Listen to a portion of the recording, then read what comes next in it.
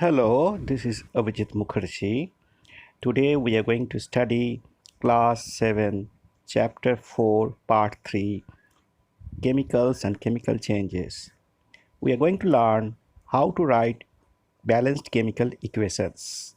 In this topic, we are going to revise this part once again.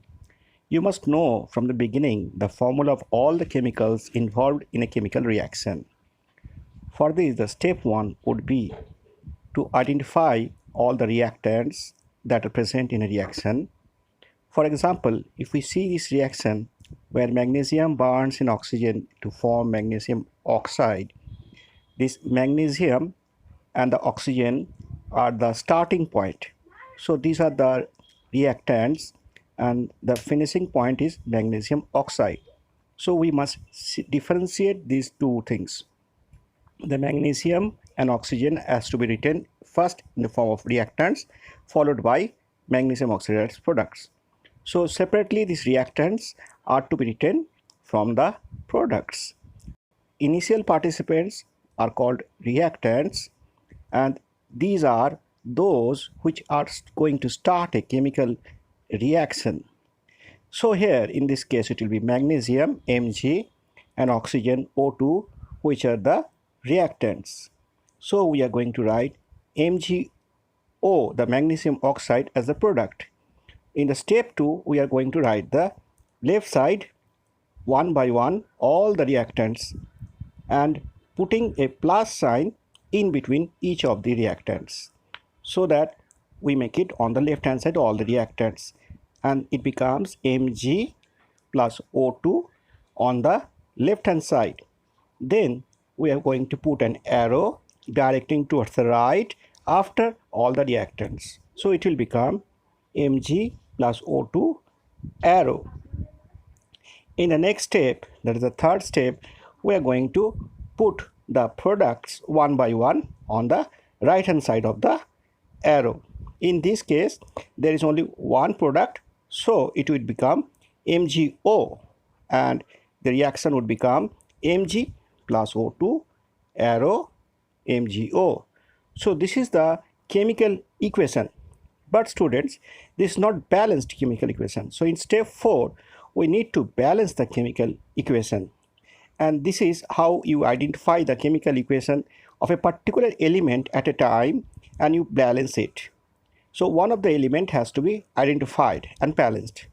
For example, in the reactants and the product side, if you observe, the magnesium is on the left hand side, magnesium oxide on the right hand side. In both cases, they represent magnesium. Oxygen on the left hand side and magnesium oxide on the right hand side. In both cases, they have the oxygen. So we need to balance the magnesium in the first step and oxygen in the second step. In step 5, we are going to count the number of atoms of each of these elements on either sides of the arrow. So in this case, the reactants and the products seems as magnesium giving magnesium oxide. So magnesium is on the left hand side only one atom and magnesium oxide has also one atom of magnesium. So in both cases on left hand side and right hand side, magnesium is equal. So we have to repeat this same process with other elements also. For example, on the reactant side it is oxygen O2 which has two atoms of oxygen, and on the product side the oxygen is present in the form MgO where it is one atom of oxygen. So two atoms on the left hand side of oxygen and one atom on the right hand side of oxygen. So in this step 6, we need to make these number of atoms equal on both sides by using the process of multiplication. Now we are going to see how it is done. We use the magnesium giving MgO where it is one Mg atom on the left hand side and one Mg atom in the form of magnesium oxide on the right hand side. So both these cases show same atoms of magnesium which is balanced, and we repeat this for every other element separately. But we are going to see, although it is balanced for magnesium, it is not balanced for oxygen. If you notice, the oxygen on the left hand side has two atoms in the form of oxygen O2 and it is MgO which is having only one atom.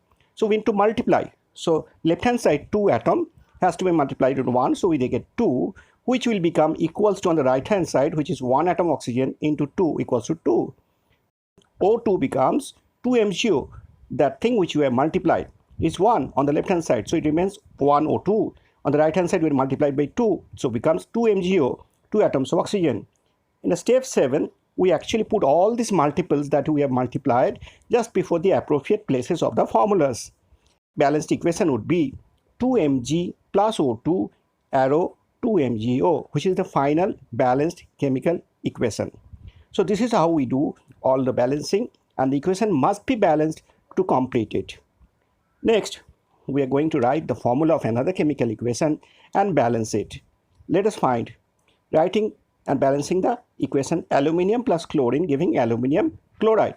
Now in this case, we know the formula of aluminium as Al, chlorine as Cl2. Let us find out aluminium chloride. So writing the element Al and Cl separately, writing the valencies of aluminium below aluminium and valency of chlorine as 1. So these 3 and 1 gets exchanged and the ultimate formula becomes Al1Cl3. We write AlCl3. This is a formula of AlCl3. So on the reactant side it becomes aluminium plus Cl2 giving AlCl3. So reactants, arrow, products. This is the formula equation. Now we have to balance it.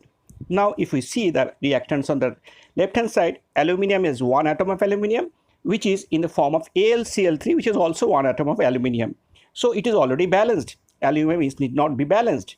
But we see in the case of the chlorine, on the reactant side it is Cl2, which is getting converted into AlCl3. In each of them there is Cl, so we have to identify them.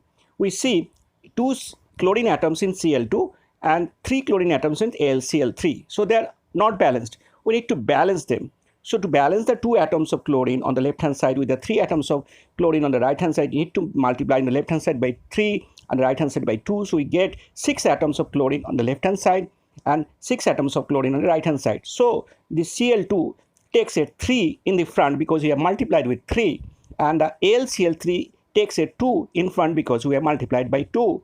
So this is how we balance the chlorine atoms. Next, the final balanced equation is now adjusting all the multiples. So before Al it becomes 2 and before Cl2 it becomes 3. So it is 2Al plus 3Cl2 giving 2 AlCl3, the final balanced equation. Now we are going to see another equation of balancing H2 plus O2 giving H2O. In this case we separate the atoms of hydrogen. So in the left hand side is H2, which is having 2 hydrogen atoms, and the right hand side it is H2, it is also 2 hydrogen atoms, so it is already balanced. But in the case of oxygen we see O2, 2 atoms of oxygen on the left hand side, and H2 has only 1 atom of oxygen, and the right hand side oxygen with 2, so it becomes 2 also. So both these cases we have 2 oxygen atoms. So O2 now is it multiplied by 2 in the right hand side of the H2O, so the equation becomes O2 with 2H2O. So if we get this, now we find out H2 we have already seen as balanced with hydrogen H2O, and the oxygen is balanced at 2H2, so it becomes 2H2O. The final balanced equation will be 2H2 plus O2 giving 2H2O, because in this case both hydrogen and oxygen has to be balanced on both sides. Another equation we are going to balance is N2 plus H2 giving NH3. Here we are separating the nitrogen and the hydrogen. So on the left hand side we first going to balance the nitrogen. So N2 giving NH3. Left hand side we have 2 nitrogen atoms from N2 and NH3 has 1 nitrogen atom. So we need to balance these 2 nitrogen atom and 1 nitrogen atom on either sides. So we multiply 2 with side, 1 with left hand side and 2 with the right hand side. So we get 2 of nitrogen on both sides. In the case of balancing our hydrogen with NH3, we get 2 hydrogen atoms on the left hand side, 3 hydrogen atoms on the right hand side. So we multiply 3 on the left hand side and 2 on the right hand side, getting 6 hydrogen atoms on either sides.